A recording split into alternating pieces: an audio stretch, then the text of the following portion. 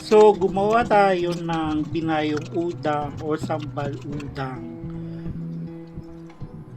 So, ito yung ating mga ingredients: sibuyas, bawang, sili, at luya. So, syempre, yung ating uh, pinatuyong udang o yung hipon na maliliit. So, ito yung tiktikan. Alam nyo guys, itong tiktikan ko na to, binili ko to sa Pilipinas matagal na. Kasi, meron naman ako nakita dito ng mga tiktikan nila. Pero hindi ko kasi gusto yung pagkakagawa. So, sa Pilipinas ko lang talaga nakita yung ganito yung tsura. Although plastic siya, pero at least magaan lang siya dun sa bagahe, di ba? So, eto, sa bayuan, ilalagay natin lahat ng mga spices. So, mimix natin siya. So, kapag nadidikdik na padurog na yung mga spices, lagyan natin ng asin, tapos yung magisarap, or kung meron kayong gustong spices na ihalo.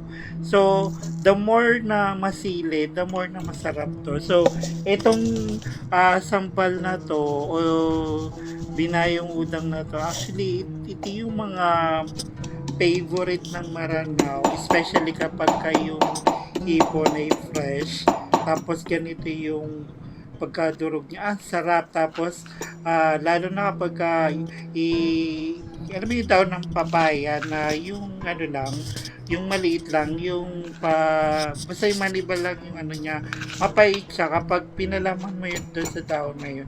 Masarap siya. And ito kasi, pwede rin to kasi i-partner sa ulam natin.